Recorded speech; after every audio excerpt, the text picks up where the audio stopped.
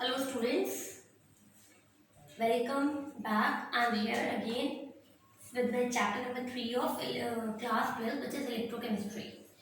So in last in last lectures we have discussed about electrode potential, what is electrochemical cell, how to measure E cell of EMF of the cell. Now in this chapter in this lecture we will discuss what is conductance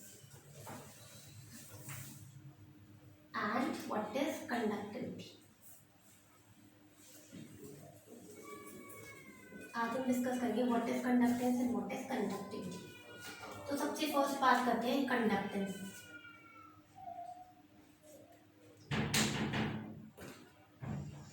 तो conductance क्या होता है? देखो, अगर किसी भी substance में current flow कर रहा है, कोई भी चीज उस करंट को फ्लो करने से रोक रही है, उसको तो बोलते हैं resistance. Resistance is the hindrance which hinders the current to flow। Conductance में क्या हो जाएगा? कंडक्टेंस क्या हो जाएगा कि अगर कोई भी the ability by which what will current can easily flow, it is called as the conductance of a cell। Conductance क्या हो गया? the ease by which the current flows through the substance, वो तो कंडक्टेंस हो गया। अगर हम conductance को मेजर करते हैं तो आप उसको क्या बोलोगे? It is called as conductivity, मतलब the measure of conductance is conductivity.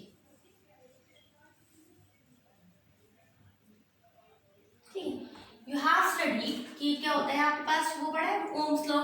Ohms law में आर होता है रेजिस्टेंस। रेजिस्टेंस इज द जो हिंड्रेंस होता है which do not allow the current. Hindrance हो गया रेजिस्टेंस, उसका अपोजिट क्या हो गया? कंडक्टेंस। तो आप रेजिस्टेंस को क्या, you can say conductance C is equals to 1 upon resistance. यही होता है। अगर हमने रेजिस्टेंस का फॉर्मूला क्या पढ़ा है? R is equals to rho into L by A, यही फॉर्मूला पढ़ते हैं हम लोग। अगर हम इसका अपोजिट कर देते हैं रेजिस्ट, तो ये चीज क्या होती है? Where rho is called as resistivity. अगर मैं रेजिस्टिविटी का अपोजिट कर देती हूँ, it is called as conductivity. तो रेजिस्टिविटी का अपोजिट हो जाएगा कंडक्टिविटी और रेजिस्टेंस का अपोजिट हो जाएगा कंडक्टेंस। तो हम लोग क्या करते हैं? रेजिस्टेंस कंडक्टेंस को आप किससे डिनोट करते हो? We denoted by G. G is equal to 1 upon R. Conductance की क्या हो जाएगी? जैसे आपके पास रेजिस्टेंस की यूनिट इट वाज ओम्स, जैसे आप ऐसे डिनोट करते हो, द कंडक्टेंस की यूनिट क्या हो जाएगी? मो, या कह सकते हो ohm inverse. It can also be written as this, या आप इसे साइलेंस भी बोल सकते हो। ठीक है। कंडक्टिविटी, रेजिस्टिविटी का इनवर्स क्या हो जाएगा? कंडक्टिविटी। आप कंडक्टिविटी को क्या कहते हो? कंडक्टिविटी को हम स्पेसिफिक कंडक्टेंस भी बोलते हैं। आप क्या बोलते हो उसे? कंडक्टिविटी को उसने कहा है, हम उसे किस चीज से स्पेसिफाई करते हैं? We denoted by the Greek letter which is called as kappa K. Kappa से हम क्या डिनोट करते हैं? We denote the specific conductance और you can say its conductivity. Conductivity की यूनिट क्या होगी? It is the unit is siemens meter inverse. Conductivity की यूनिट क्या होगी? Siemens meter inverse. लेकिन हम क्या होता है, हम जनरली बिकॉज हम बहुत छोटी छोटी वैल्यूज कंसिडर करते हैं, तो हम इसे क्या लिखते हैं? Siemens centimetre square. We generally consider it is centimetres. अब अगर हम बात करते हैं कंडक्टेंस की या कंडक्टिविटी की, तो कंडक्टिविटी किस पे डिपेंड करती है? इट डिपेंड्स ऑन टेम्परेचर और प्रेशर। किस पे डिपेंड करती है? मैंने कहा है टेम्परेचर और प्रेशर पे डिपेंड करती है। देखो, जितना ज्यादा टेम्परेचर इंक्रीज होगा उसके अकॉर्डिंग आपकी क्या होगी? कंडक्टिविटी इंक्रीज और डिक्रीज होती है।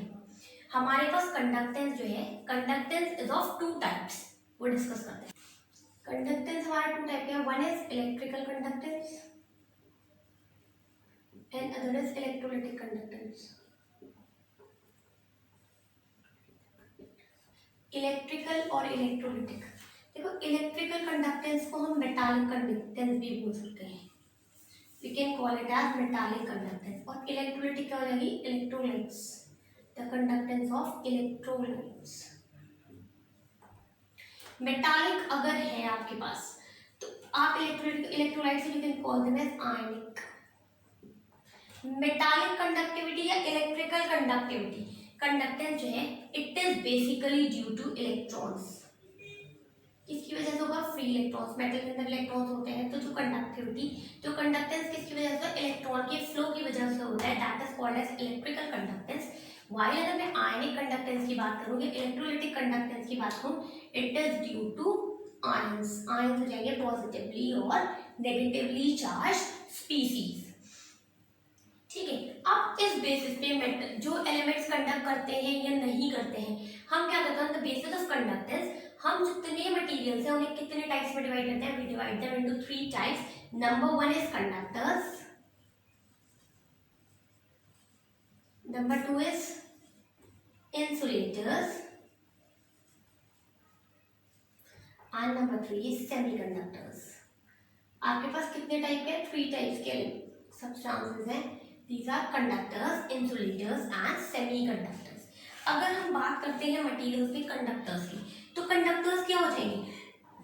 Conductors those substances, those materials which allow the current to pass through them.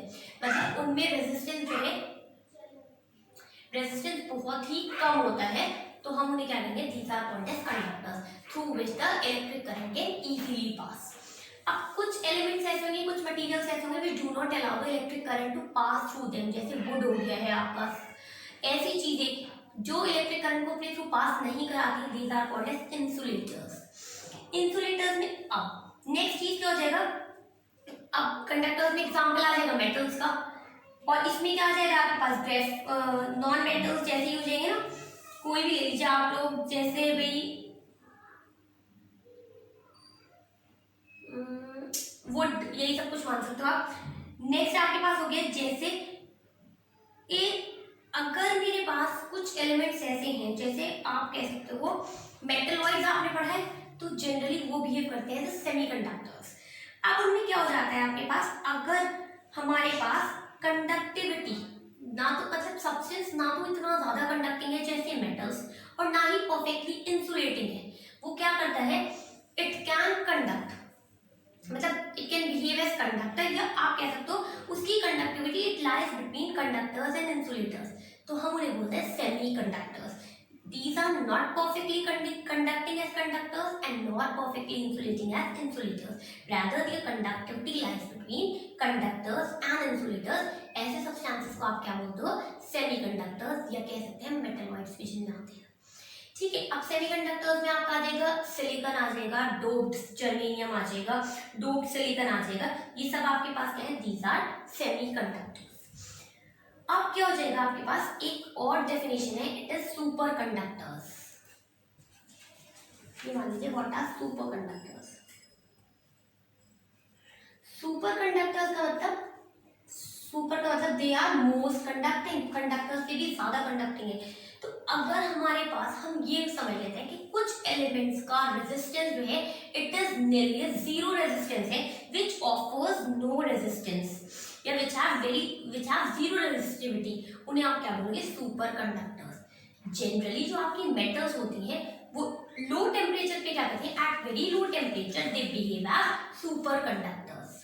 आगे से मैं सुपर कंडक्टर्स क्या हो जाएंगे? The materials which have zero resistivity, these are called as super conductors. तो क्या हो जाएगा? जितने जितने जैसे जैसे टेम्परेचर लोअर डाउन हो जाएगा आपके पास क्या हो जाएगा? You will get the super conductors. अब लेकिन अगर हम बात करते हैं कुछ एलिमेंट्स की, वो क्या हो जाएगा? मेटल्स तो सुपर कंडक्टर्स का बिहेव करेंगे at very very low temperature, लेकिन अगर हम कुछ सेरामिक मटेरियल्स की बात करते हैं या फिर मिक्स्ड ऑक्साइड्स की, वो भी सुपर कंडक्टिविटी शो करती है, but they show it at the high temperature range, वो शो करती है नियर अबाउट 150 केल्विन तक, they show the super conductor behaviour. Next, अब हमने इलेक्ट्रिकल कंडक्टेंस की बात की, now moving to again electrical conductance. जो इलेक्ट्रिकल कंडक्टेंस है वो किसकी वजह से? It is also called as metallic conductance and it is due to electrons. अब उसने कहा है वो डिपेंड किस पे करता है? देखो, हमारा इलेक्ट्रिकल कंडक्टेंस किस पे डिपेंड करेगा? नंबर फर्स्ट तो मेटल पे डिपेंड करेगा, कैसी मेटल है, द नेचर ऑफ मेटल, किस तरीके की आपने मेटल ली है उसके ऊपर क्या डिपेंड करेगा? The electrical conductance. नंबर 2 किस पे डिपेंड करेगा, कितने सारे उसमें वैलेंस इलेक्ट्रॉन्स हैं या कितने नंबर ऑफ इलेक्ट्रॉन्स प्रेजेंट हैं। जितने फ्री इलेक्ट्रॉन्स प्रेजेंट होंगे उतनी ज्यादा उसकी कंडक्टेंस होगी। And number third, it will depend on temperature. तो मैंने आपको क्या बताया, it depends on three factors. Number 1 is electrons, number 2 is nature of metal या फिर कहते हो size of metal, structure of metal and number 3 it depends on temperature. लेकिन टेम्परेचर के साथ कैसे डिपेंड करता है, टेम्परेचर के साथ ये बोलेगा जैसे जैसे you increase the temperature the conductance will decrease. हमारा कंडक्टेंस क्यों डिक्रीज हो जाएगा, इट इज बिकॉज आपके पास क्या हो जाएगा, पॉजिटिव कर्नल्स, ये मेटल है, मेटल में फ्री इलेक्ट्रॉन्स प्रेजेंट होते हैं, ठीक है, ये इलेक्ट्रॉन्स है। जब हमारे इलेक्ट्रॉन्स फ्लो आउट हो जाएंगे, इलेक्ट्रॉन्स बाहर निकलने लगेंगे, the positive holes which are left these are called as kernels. तो जब हम टेम्परेचर इंक्रीज करते हैं, उनके इंक्रीज करने की वजह से क्या आपके पास क्या हो जाएगा, there is movement of positive kernels, या क्या हो जाएगा आपके पास पॉजिटिव कर्नल्स के साथ साथ इलेक्ट्रॉन्स भी मूव करने लगते हैं, जिसकी वजह से हमारे पास रेजिस्टेंस बढ़ जाता है। इन रेजिस्टेंस के बढ़ने की वजह से क्या हो जाता है, द कंडक्टेंस विल डिक्रीज। तो हम क्या कहेंगे, the electrical conductance will decrease with increase of temperature in case of metallic conductors. आ जाते हैं हम इलेक्ट्रोलाइटिक कंडक्टेंस, जिसे हम आयनिक कंडक्टेंस बोलते हैं। देखो आयनिक कंडक्टेंस किसकी वजह से, it is due to the presence of ions, कितने केटायंस या कितने एनायंस हैं। उसने कहा है द इलेक्ट्रिसिटी कंडक्ट हो रही है due to the presence of ion, that particular conductance is called as electrolytic conductance. और कंडक्टिविटी ऑफ आयनिक सॉल्यूशन वो किस पे डिपेंड करेगी, नंबर 1 वो डिपेंड करेगी इलेक्ट्रोलाइट पे। Number first is electrolyte. अगर इलेक्ट्रोलाइट आपका स्ट्रॉन्ग है या वीक है, उस पर डिपेंड करेगी आपकी कंडक्टिविटी। जितना ज्यादा स्ट्रॉन्ग इलेक्ट्रोलाइट होगा उसके अकॉर्डिंग उसकी क्या होगी, it has more conductivity compare to weak electrolyte. Number second is the size of ion produce. आपके पास साइज और आयन और उसके सॉल्वेशन पे डिपेंड करेगी, किस पे, साइज ऑफ आयन। जितना छोटा size it can move fast, and you can से सॉल्वेशन, जितना ज्यादा सॉल्वेशन हो जाएगा it will also effect the conductance. Third चीज आपके पास क्या है, द नेचर ऑफ सॉल्वेंट, कौन सा सॉल्वेंट है या विस्कोसिटी क्या है। विस्कोसिटी पे ये हो जाएगा हमारे पास कि जैसे जैसे विस्कोसिटी ज्यादा होगी उतनी कंडक्टेंस कम, और जितनी कम विस्कोसिटी उतनी ज्यादा आपके पास कंडक्टेंस। फोर्थ चीज है आपके पास कंसंट्रेशन ऑफ इलेक्ट्रोलाइट। जितना कंसंट्रेटेड हमारा इलेक्ट्रोलाइट होता है, जितना हाईली कंसंट्रेटेड आपका इलेक्ट्रोलाइट होगा उतना ज्यादा कंडक्टेंस उसकी होगी, और जितना डाइल्यूटेड इलेक्ट्रोलाइट होगा it will have lower conductance compare to that of concentrated one. Next factor is temperature. Temperature में क्या हो जाएगा, अब इस केस में आपके पास क्या हो जाएगा, जैसे जैसे you will increase the temperature increase, so does the conductance of electrolyte. जैसे जैसे आप टेम्परेचर इंक्रीज करोगे तो हमारे पास क्या हो जाएगा, डिसोसिएशन फर्दर पॉसिबल है, तो it means it will lead to the increase in conductance. ठीक है, ये हमारे फैक्टर्स डिस्कस हो गए ना। एक चीज और ध्यान रखिए आपको कि जब हमारा कोई भी इलेक्ट्रोलाइटिक सॉल्यूशन होता है, हमारा इलेक्ट्रोलाइटिक जो है इट अंडरगो केमिकल डिकम्पोजिशन, जबकि आपके मेटल्स कभी भी केमिकल डिकम्पोजिशन शो नहीं करते। देखो जब हम उसे बहुत देर तक आप सॉल्यूशन में इलेक्ट्रिक करंट को पास करते हो, या if you can say that when a direct current is pass through the solution, तो हमारे पास क्या होगा, मैं कह रही हूँ इट अंडरगो डिकम्पोजिशन। अगर वो केमिकल डिकम्पोजिशन अंडरगो कर रहा है it means there would be the change in composition. अगर मेरे पास कॉपर सल्फेट है, मैं उसमें इलेक्ट्रिसिटी पास करती हूँ, तो what will happen, it will be decompose, it will get decompose into copper ions and sulphate ions. तो क्या हो रहा है आपके पास, there is a change in composition. तो किसकी वजह से हो रहा है, बिकॉज वहां पे रिएक्शन चल रही है। अब हमारे पास हमें किसी भी सॉल्यूशन की, अगर कह सकते हो इलेक्ट्रोलाइटिक की आयनिक कंडक्टिविटी आपको क्या करनी है, मेजर करनी है कंडक्टिविटी आयनिक सॉल्यूशंस की। तो उसमें अगर मैं डीसी पास करती हूँ, डायरेक्ट करंट पास करती हूँ, तो व्हाट विल हैपन, क्या हो जाएगा, यू कांट मेजर, क्यों, the solution will undergo the chemical decomposition. तो अगर हमें मेजर करनी है कंडक्टिविटी की आयनिक सॉल्यूशंस की, तो हमारे पास टू प्रॉब्लम्स हम लोग फेस करते हैं, and what are the solutions to it, now we will discuss. किसकी मेजर करें, आयनिक सॉल्यूशंस की। देखो अगर हम रेजिस्टेंस मेजर करते हैं, रेजिस्टेंस हम कैसे मेजर कर सकते हैं, we directly measure with the help of Wheatstone bridge. लेकिन अगर मैं कंडक्टिविटी की बात करूं तो उसके पास दो प्रॉब्लम्स हैं। नंबर फर्स्ट तो प्रॉब्लम यही है, there is chemical decomposition with DC.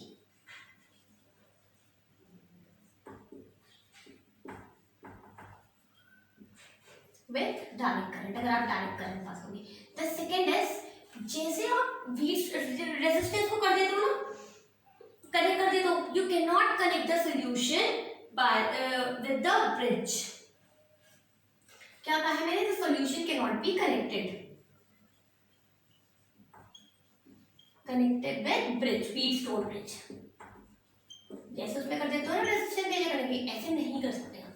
तो अब क्या हुआ आपके पास, हम लोग के पास ये दोनों प्रॉब्लम्स थी। फर्स्ट प्रॉब्लम का सॉल्यूशन तो इजीली कर दिया उन्होंने, कहा कि चलो अगर हम डीसी नहीं यूज करते, फॉर एग्जांपल हम यहाँ पे अल्टरनेटिंग करंट यूज करें, we can go for AC alternating current. अगर एक लेवल पे alternating current it moves like this, तो उसने कहा है एक लेवल पे अगर हमारे पास केमिकल डिकम्पोजिशन होगा, at next level it will undergo the change and again the electrolyte will be formed। मतलब आपके पास क्या हो जाएगा, the composition will remain constant due to the flow of alternating current। लेकिन सेकेंड वाली जो प्रॉब्लम थी, इट वाज नॉट, क्या में वो इजीली सॉल्व नहीं हो सकती थी। So what they did, they designed a special cell, क्या मेजर करने के लिए, कंडक्टिविटी। पर that particular cell was called, एक वेसल था उसका नाम दिया उन्होंने कंडक्टिविटी सेल। क्या नाम दिया, conductivity cell. It was a special device to calculate the conductivity of ionic solution. अब उन्होंने क्या किया, हमारे पास क्या था कंडक्टिविटी सेल में, जैसे आपके पास सेल्स बनते हैं विद इलेक्ट्रोड्स, बिल्कुल सिमिलरली ऐसे ही हुआ कि it consist of two platinum electrodes which were coated with platinum black.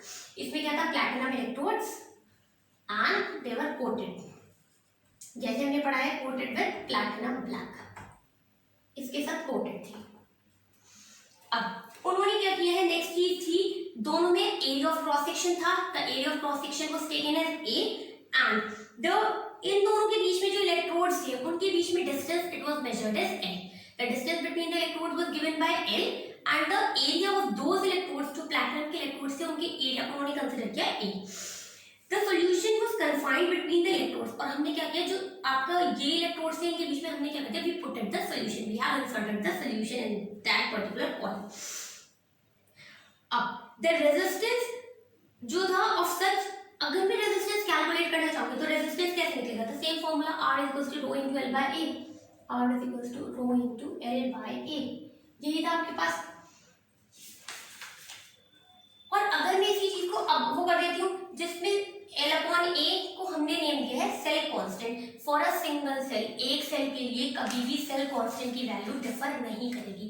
अगर मैं एक ही सेल की बात कर रही हूँ तो the conductivity cell for a particular experiment will have the cell constant value constant, क्योंकि हम लोग कंटीन्यूअस चेंज नहीं करेंगे and neither the electrodes will come in और कम आउट। ठीक है, तो आपके पास L और वो दोनों सेम रहेगा। अब हमने क्या किया, the cell constant it is the measured of the cell constant is usually it was determined by measuring the resistance, जिसकी कंडक्टिविटी, ऐसे सेल की के साथ हम लोगों ने रेजिस्टेंस कैलकुलेट किया जिसकी conductivity you are already knowing, मतलब कह सकते हो आप you are using the reference cell. अब इसके लिए उन्होंने क्या किया, जनरली हमने जिस सेल से मेजर की इट वाज KCl, कंडक्टिविटी का हमने किसके थ्रू मेजर की, by the use of KCl solution. हमने KCl का सॉल्यूशन लिया और इसके रेफरेंस पे we have calculated the conductivity of different cells. अब हमने KCl यूज क्यों किया, it is because with time, ये जैसे जैसे कंसंट्रेशन के साथ साथ डिफरेंट कंसंट्रेशन पे you can have the accurate conductivity value of KCl, तो इसलिए it was better option to use KCl because we can get the exact measurement. अब कंडक्टेंस को उन्होंने किसके अकॉर्डिंग दे दिया, it was equals to, conductance हम लोगों ने किसके थ्रू निकाल लिया, इसी इक्वेशन की अकॉर्डिंग निकालेंगे, G is equals to 1 upon, sorry इसको अपोजिट कर दीजिए, 1 upon R is equals to rho into L by A। अगर मैं मल्टीप्लाई करती हूँ तो फिर व्हाट विल गेट, रेजिस्टिविटी को आप कंडक्टिविटी लिख लीजिए 1 अपॉन रो, तो you will get the formula as conductivity is equals to conductance into cell constant. ये सेल कांस्टेंट हो गया, ये हो गया हमारा कंडक्टेंस। तो अगर मैं इस साइड कर दूंगी इसे, you will get it RL/A, ठीक है, ये रेजिस्टिविटी आ जाएगा आपके पास। नेक्स्ट अब है आपके पास, अगर हमारी ये तो थी नॉर्मल कंडक्टिविटी, अब अगर हम कैलकुलेट करना चाहते हैं मोलर कंडक्टिविटी, तो मोलर कंडक्टिविटी क्या हो जाएगी, देखो according to molar conductivity it is the conductivity which is ये तो you can say that is the ease of the ions by which they will move if we consider the solution concentration to be 1 mole। अगर हम क्या कर सकते हैं कि मैं जो कंसंट्रेशन है वो तो 1 मोल कंसिडर कर रही हूँ, और फिर मैं क्या कर रही हूँ, I am taking out the, I am measuring the conductivity of a particular cell when the concentration is known to be 1 moles. आपके पास molar conductivity you can say, आप डिनोट करके मोलर कंडक्टिविटी को lambda m and it will be equals to kappa by c। kappa is the conductivity at 1 molar concentration, तो lambda m will be equals to kappa by c। अगर हम calculate करते हैं, अगर आप value consider करते हो in the sign the units, if you will take the value of lambda m in the units of siemens centimetre square mole inverse, मैं इसमें कंसीडर कर रही हूँ siemens centimetre square mole inverse के case में, तो हमारे पास वैल्यू क्या रहेगी, lambda m will come out to be kappa into 1000 upon c, where c is the concentration, ये कह सकते हो c is the molarity। हो गया यहाँ तक क्लियर मोलर कंडक्टिविटी तक।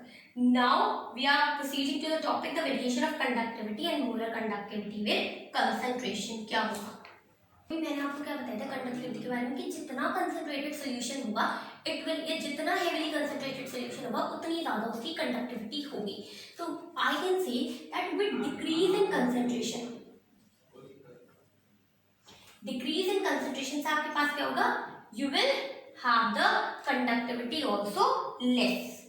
तो क्या हो जाएगा, डिक्रीज इन कंसंट्रेशन से क्या है मेरे, there would be decrease in conductivity, ये क्या है, कंडक्टिविटी लेस हो जाएगी अगर मैं क्या हो जाएगा, अगर मैं कंसंट्रेशन को लोअर डाउन करूंगी।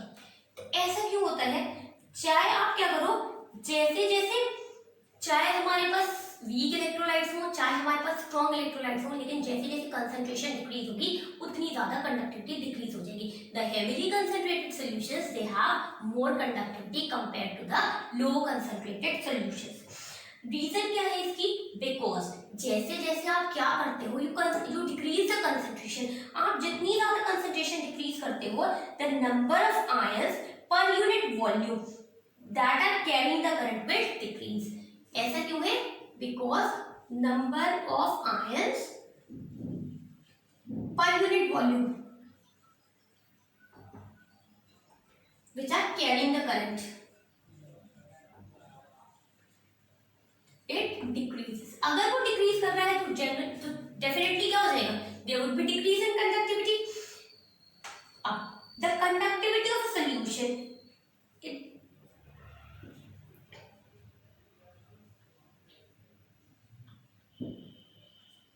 डिक्रीजेस।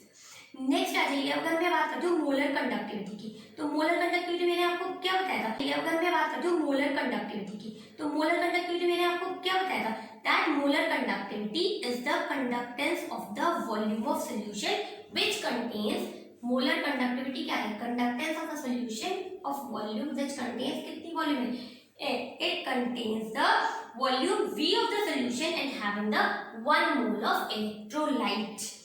तो आपके पास क्या हो जाता है, अगर area lambda is equals to kappa into p, ये कह सकते हो इट इज kappa upon c।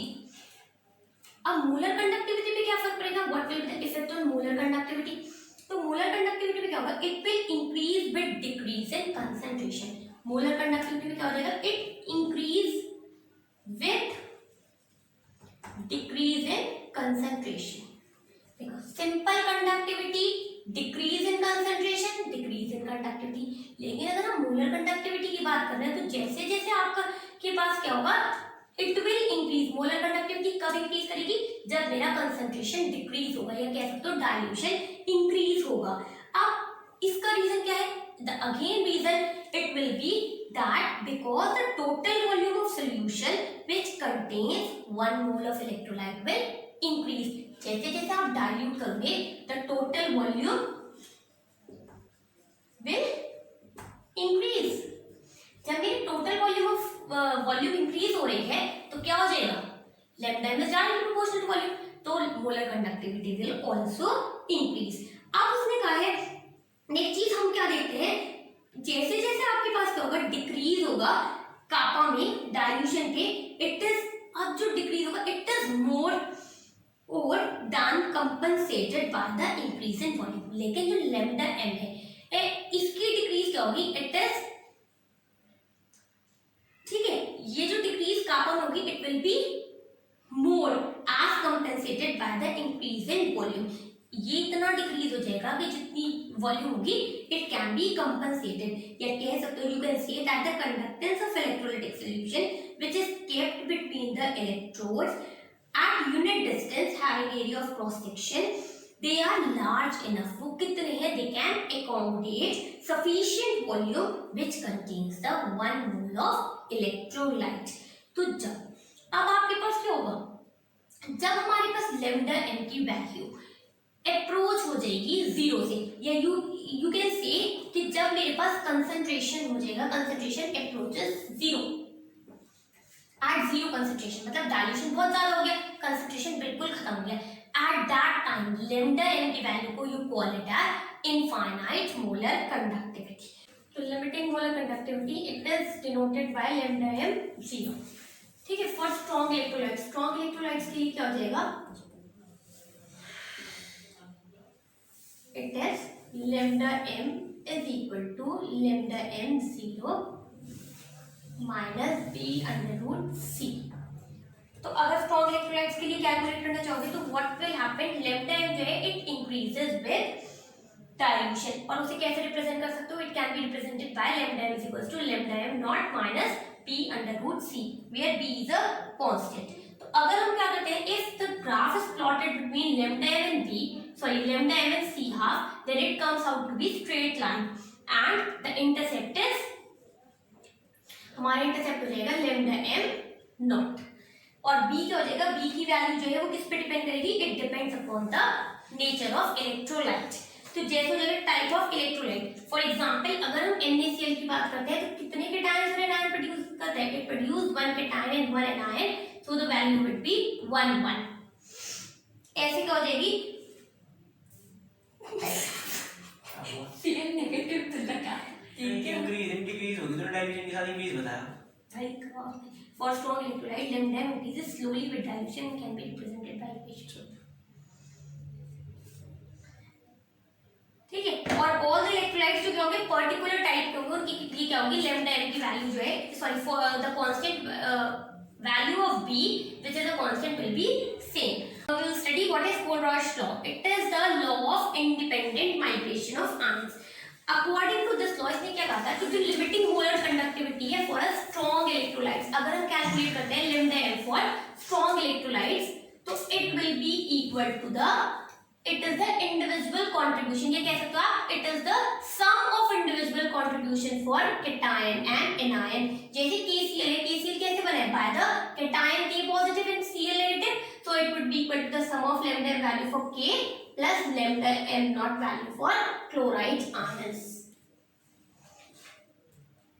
तो according to this law क्या कहा था उसने कि that the limiting molar conductivity which is lambda m naught it is represented as the sum of किससे हो जाएगा, the individual contribution from cations and anions both। ठीक है, अगर हम कैलकुलेट आउट करना चाहेंगे, अगर मैं इसे रिप्रेजेंट कर देती हूँ लैम्डा एम को, तो आप इसे सिंपली कैसे लिख सकते हो, lambda m not for a ionic compound can be written as lambda m for cation plus lambda m not for anion। ठीक है, ये हो जाएगा हमारे पास। नेक्स्ट आ जाते हैं हमारे पास वीक इलेक्ट्रोलाइट्स। देखो अगर हम वीक बात करते हैं तो they have week degree of dissociation. जैसे एसिटिक एसिड है तो इट इज वीकली डिसोसिएटेड, या कह सकते हैं इट इज पार्शियली डिसोसिएटेड, तो it has a lower degree of dissociation. कैसे, कब, जब हमारे पास कंसंट्रेशन जो होता है इट इज हाई। अब क्या हो जाएगा, फॉर सच इलेक्ट्रोलाइट्स, जो वीक इलेक्ट्रोलाइट्स होते हैं उनके लिए क्या होगा, lambda m with dilution किसकी वजह से हो जाएगा, it is due to the increase in degree of dissociation. Weak electrolytes के लिए जिनकी हमारे पास डिग्री ऑफ डिसोसिएशन प्रॉपर नहीं होती, अगर आप क्या करोगे, if you increase the dilution या कंसंट्रेशन को डिक्रीज कर दोगे, it would increase your degree of dissociation. जितना डिग्री ऑफ डिसोसिएशन इंक्रीज हो जाएगा उसके अकॉर्डिंग आपके नंबर ऑफ आयंस इंक्रीज हो जाएंगे। अगर नंबर ऑफ आयंस इंक्रीज हो जाएंगे then there conductivity will also increase. अब इसमें क्या हो जाएगा, ऐसे वाले केसेस में वीक इलेक्ट्रोलाइट्स की मैंने आपको क्या बताया, तो lambda m will increase steeply। E कब हो जाएगा, एंड जैसे जैसे क्या हो जाएगा, डाइल्यूशन होगा। Now where the concentration is lower, जहां पे कंसंट्रेशन बहुत ज्यादा लोअर होगा तो there would be a sharp increase in the value of lambda m।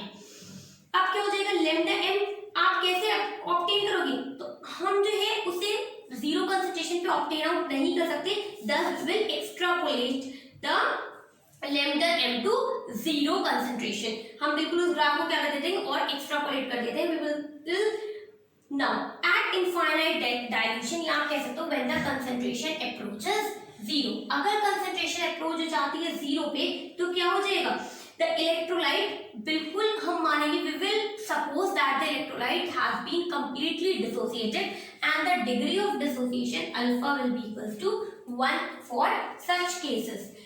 लेकिन जब हमारे पास लो कंसंट्रेशन होगा, कंडक्टिविटी जो है वो इतनी कम होगी, it is so low that it can not be, हम क्या कर सकते हैं, we can not measure that conductivity accurately. तो अब क्या करोगे आप, हम इनकी भी कंडक्टिविटी किस तरह निकालेंगे, we will calculate it with the help of Kohlrausch law. And आप कैसे करोगे, according to which at any concentration C पे अगर अल्फा हमारी डिग्री ऑफ डिसोसिएशन है, it can be approximately calculated and it is equal to the ratio of, आप कैसे निकालोगे, alpha can be equal to molar conductivity at given concentration and molar conductivity at infinite dilution, alpha is equals to lambda mc upon lambda m infinite। लेकिन अब आपको मालूम है कि जो वीक इलेक्ट्रोलाइट्स होते हैं उनके लिए आपके पास क्या होता है, we have a relation dissociation constant is equals to c alpha square upon c into 1 minus alpha, it is 1 minus alpha, यही वैल्यू होती है, k is equals to c alpha square upon 1 minus alpha।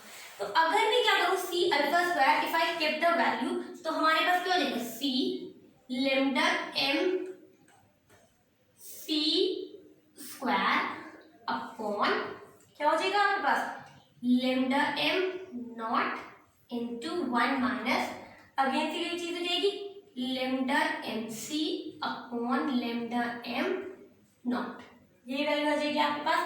thus the value will come out to be E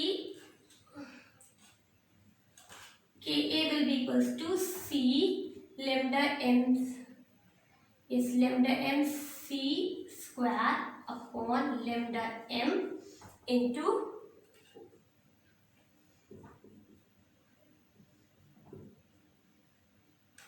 lambda m C, ये value आ जाएगी आपके पास, ठीक है। And now what is the application of Kohlrausch law, it is that by this law we can calculate the lambda m value for any electrolyte from the कैसे उसके individual ions के through। तो अगर weak electrolytes जो जाएगा, हम क्या कर देंगे, अगर weak electrolytes होंगे तो we can also calculate their degree of dissociation। अगर आपको क्या मालूम हो जाएगा, degree of dissociation, और अगर हमें degree of dissociation मालूम हो जाएगा, we can also calculate their dissociation constant, ठीक है। Next we will study what is electrolytic cell and electrolysis. देखो इलेक्ट्रोलाइटिक सेल में हम क्या करते हैं, हम लोग जो भी केमिकल चेंज लेकर आ रहे हैं, it is brought by any external source, मतलब हम क्या करते हैं, we will use the current, we will apply the current, battery लगाई हमने, करंट अप्लाई हुआ जिसकी वजह से हमारे क्या हो जाता है, डिसोसिएशन हो जाता है। तो external sources used for bringing about the chemical reaction. अब हमारे पास क्या होगा, एग्जाम्पल हमें क्या करना है, we have to purify the copper, हमें कॉपर को प्योरीफाई करना है, ठीक है। तो हम क्या करते हैं, अगर आपके पास क्या कर देंगे, what you will take that particular electrolytic cell, आप लोग को मालूम है, there is a cathode and there is anode, there is electrolytic solution, ठीक है। हमारे पास ये इलेक्ट्रोलाइटिक सॉल्यूशन हो गया है, आपको इम्प्योर कॉपर ले लिया आपने and it is pure copper, ऐसे ही करते हैं उसे, आपने उस पर क्या कर दिया, you will connect both of them with the help of wire. अब इसमें क्या हो जाएगा, जैसे ही when you will apply the voltage या डीसी वोल्टेज, तब क्या हो जाएगा, हमारे पास कॉपर आयंस यहां से डिस्चार्ज होंगे, they will discharge at cathode and what will, आपके पास कैथोड के पास क्या रिएक्शन होगी, from cathode copper ions they will gain electron and they will convert into copper solid। ये रिएक्शन कहाँ चलेगी, कैथोड पे, कॉपर सॉलिड बन जाएगा, कॉपर सॉलिड आपके यहाँ डिपॉजिट होता चल जाएगा, किस पे, कैथोड पे, और ये आपका एनोड, ठीक है। अब copper will get deposited at cathode और एट एनोड, एनोड में क्या होगा, इसकी opposite reaction, at anode what will happen, copper will lose electron to get converted into copper ions and 2 electrons are discharged. तो copper क्या हो जाएगा, oxidation कहाँ होगा, एनोड पे, और रिडक्शन कहाँ होगा, या डिपोजिशन कहाँ होगा, एट कैथोड। ये हम क्या करते हैं, when we want to convert या when we want to get a pure metal, we do it by electrolytic refining या electrolysis। ये हमारे पास क्या है, किसी भी मेटल को प्योरीफाई करने का वे है, ठीक है। और अगर हम बात करते हैं उनकी, जैसे सोडियम और मैग्नीशियम मेटल्स को, तो what we do the electrolysis of their fused chlorides, और and aluminium is produced by, किस हिसाब से कैसे प्रोड्यूस होगा, when you will electrolyse aluminium oxide and in the presence of a substance which is called as cryolite. अब आ जाता है इलेक्ट्रोलाइसिस के लॉस। इलेक्ट्रोलाइसिस में हमारे पास क्वालिटी, जो उसका क्वांटिटेटिव एस्पेक्ट है, उसमें क्या हो जाएगा कि कितनी चार्ज प्रोड्यूस, मतलब आप पास कर रहे हो, कितना सब्सटेंस प्रोड्यूस हो रहा है, according what, when you want to know that, तो हम कैसे कैलकुलेट आउट कर सकते हैं, we can calculate it by the help of Faraday's law of electrolysis. तो फैराडे के कितने लॉज है, 2 लॉज है, तो वी विल डिस्कस नाउ में फैराडेज लॉ। तो फैराडेज लॉ ऑफ इलेक्ट्रोलाइसिस जो है, the scientist was Michael Faraday, and what he described the quantitative aspect of electrolysis। now according to his law, number first law का क्या state करता है, it states that the amount of reaction, आपके पास कितनी chemical reaction हो रही है, it is directly proportional to the, किस पे हो जाएगी, it is proportional to the current। जितना करंट आप पास करोगे उतना ही हमारे पास करोगे, उतनी ही ज्यादा केमिकल रिएक्शन विल अकर। तो द क्या कह सकते हो आप, you can say that the amount of chemical reaction which occurs at the electrode during electrolysis is proportional to the quantity of current pass through it, ठीक है, कि कितना अमाउंट प्रोड्यूस हो रहा है, you can say that the amount is directly proportional to the quantity of charge pass, कितना आपने electricity उसमें पास की है, कितना करंट पास किया है, it is directly proportional to the quantity of charge passed, या आप कह सकते हो इट इज इक्वल्स टू,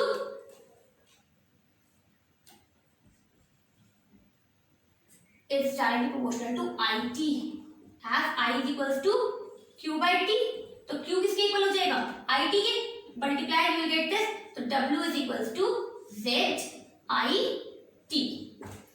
ठीक है, where Z is the electrochemical equivalent। First law clear है। नेक्स्ट लॉ ये कहता है that the amount of different substances which is liberated by same quantity of electricity, it is proportional to the chemical equivalent weight। क्या कहा है मैंने, that you can say कि जितना अमाउंट डिपॉजिट हुआ है in different electrolyte is still it is proportional to the equivalent weight, it is E1 upon E2 कह सकते हो, या यू कैन इवन से Z1 upon Z2। किसकी इक्वल है वो आपका? To their chemical equivalence. ठीक है, you can calculate it by Z is equals to, किसके इक्वल हो जाएगा आपका Z? It is equals to atomic mass divided by the valency. कितनी आपकी सब्सटेंस की वैलेंसी है, ये number of electrons which are required to reduce it.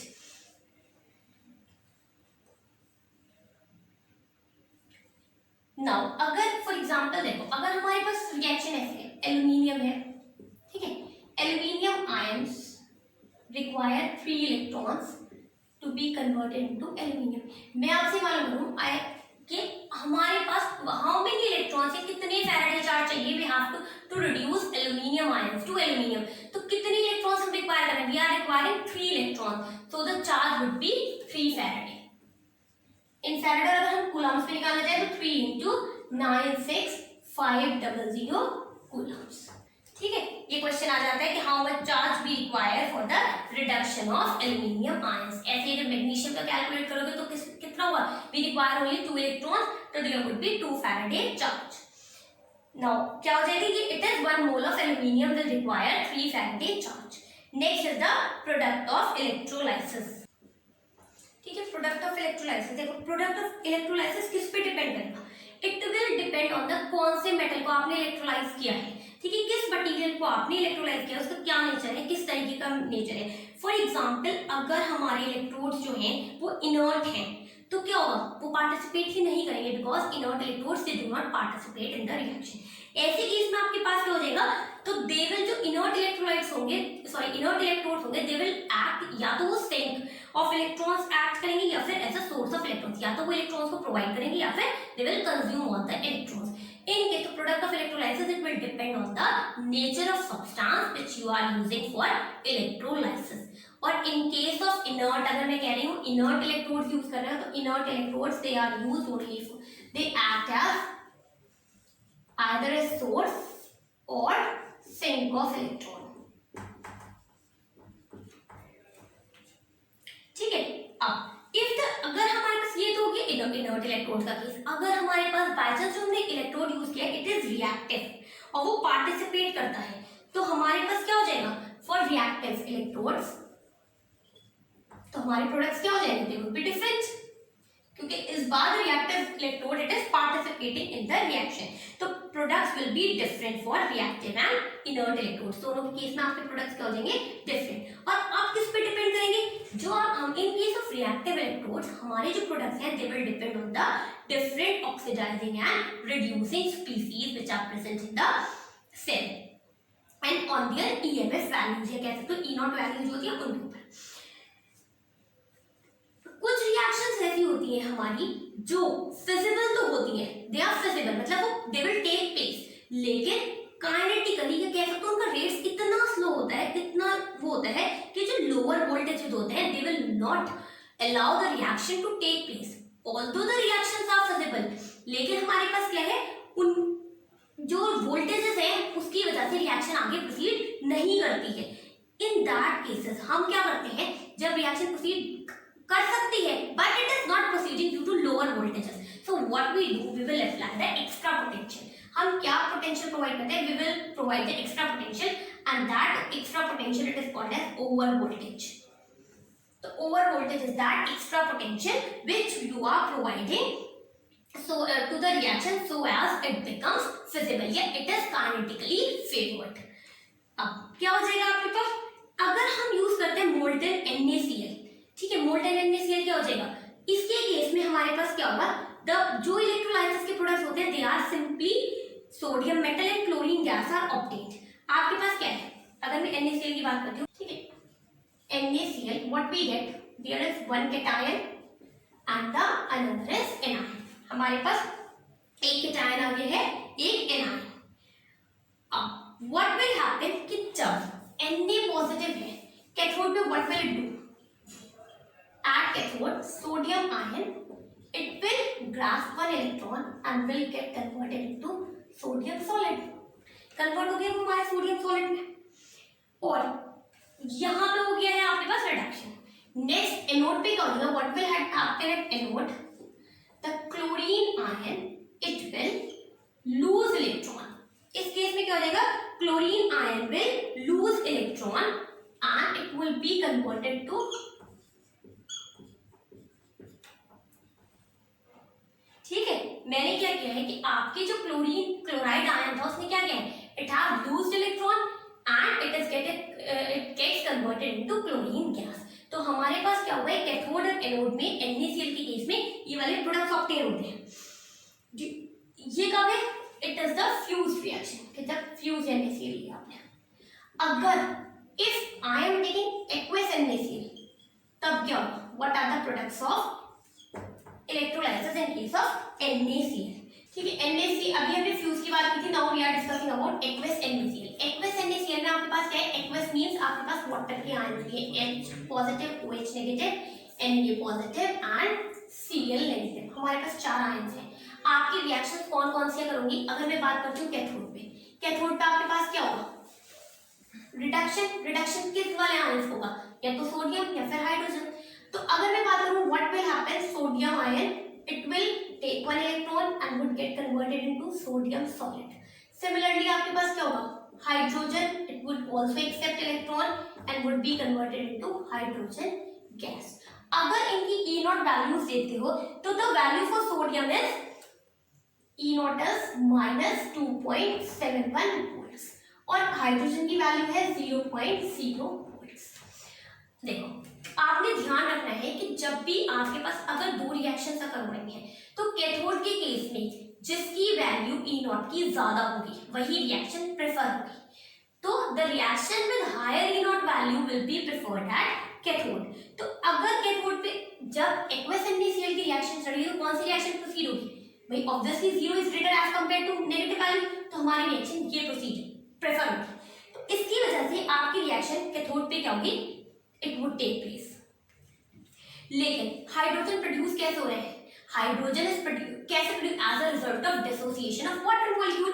हमारे पास क्या हो रहा है, वाटर का डिसोसिएशन हो रहा है, H2 it is getting converted into H positive and OH negative, ऐसे ही प्रोड्यूस हो रहे हैं। तो नेट रिएक्शन आप कैथोड की नेट रिएक्शन को you can write it as for cathode, net reaction for cathode is what you can write, क्योंकि हाइड्रोजन आपके ऐसे प्रोड्यूस हो रहे हैं, so you can write the reaction this way, H2O plus electron will give, what it will give, half of H2 plus OH negative। क्या देगा हमें, water जो है, जब वाटर आपको रिड्यूस होगा at cathode the it would be half H2 and OH negative। हो गया यहाँ तक क्लियर। कैथोड की रिएक्शंस क्यों हमने आने ये वाली रिएक्शन प्रेफर हुई है, क्योंकि आपका प्रेफर ये हुई है E not higher E not value की। फिर मैंने कहा है ये रिएक्शन आई कहां से, हाइड्रोजन कहां से आ रहा है, वाटर के डिसोसिएशन से, तो हमारी रिएक्शन ये होनी चाहिए। एनोड पे रिएक्शन क्या हो जाएगी, एनोड पे ऑक्सीडेशन, लॉस ऑफ इलेक्ट्रॉन, या तो ये या फिर क्लोरीन। देखो क्लोरीन जो है it will get converted to half Cl2 and plus electron it will lose, gas बन गई है chlorine. Similarly what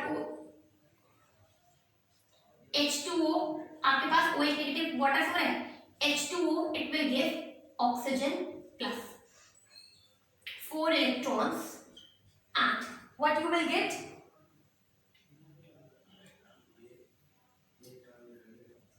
OH positive. Water से आपको क्या एक्सट्रैक्ट हुआ है, oxygen, 4 electrons and 4H positive। अब आपके पास क्या होगा, the values are for chlorine it is 1.36 volts and for the another reaction it is 1.23 volts। E not values दीगा। जो आपकी एनोड पे है, एनोड पे हमारी रिएक्शन कौन सी प्रेफर होती है, eight anode the reaction with lower E naught is preferred. अब इन दोनों के केस में कौन सी वैल्यू लोअर है आपकी, ऑब्वियसली सेकंड वन, तो हमारी यही प्रेफर होगी। आपके पास क्या होना चाहिए, क्लोरीन नहीं ऑक्सीडाइज होगी लेकिन वाटर को ऑक्सीडाइज होना चाहिए क्योंकि इसकी नॉट वैल्यू कम है। But due to the over potential, अभी हमने ओवर पोटेंशियल की बात की थी, the extra voltages which you are giving, तो due to over potential of oxygen आपकी कौन सी वाली रिएक्शन प्रेफर होगी, this reaction will be preferred. Due to over potential of oxygen आपकी क्लोरीन वाली रिएक्शन को प्रेफर होगी। तो अब क्या हो जाएगा, आपकी एनोड की रिएक्शन या फिर टोटल रिएक्शन को how you can summarise, you can write this way, NaCl aqueous, what it will give, it will give sodium ion aqueous plus chloride ions aqueous। यही हो गई हमारी रिएक्शन। आप ऐसे लिखोगे इस रिएक्शन को कि आपकी ओवरऑल रिएक्शन क्या है, sodium aqueous and chloride aqueous. However on cathode and anode आपकी रिएक्शंस क्या होंगी, कैथोड पे हमने क्या बात की थी, which reaction is preferred, water की water, it will get one electron, be converted into half H2 plus OH negative। यही प्रेफर होगी आपकी reaction at cathode, hydrogen is gas and this phase is aqueous. Anode पे हमारी reaction कौन से prefer होगी, chloride पर, that Cl negative, it will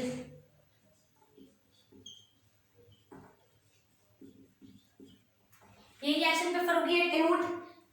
तो नेट रिएक्शन हमारी क्या हो जाएगी, the net reaction will B NaCl plus water will give Na positive, यही देगा Na positive plus what you will get OH negative and you will also get chloride ion plus you will get hydrogen gas also. तो standard आपके पास net reaction हो गई है ये क्या, you can write it NaCl plus water will give, what it will give, Na positive ion, क्योंकि ये reduce हुआ है, chlorine is reduced, you will get half Cl2 plus you will get half H2 and more you will get OH negative।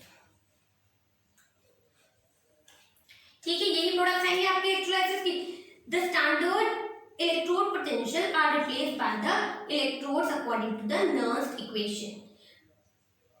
यहाँ तक clear है। इसी तरह अगर हम बात करते हैं किस इलेक्ट्रोलाइसिस हो रही है आपके पास, किसकी, सल्फ्यूरिक एसिड की, तो सल्फ्यूरिक एसिड आपके पास क्या हो जाएगी, प्रेफर्ड रिएक्शंस क्या होंगी, देखो सल्फ्यूरिक एसिड में आपके पास क्या हो जाएगा, water will be converted into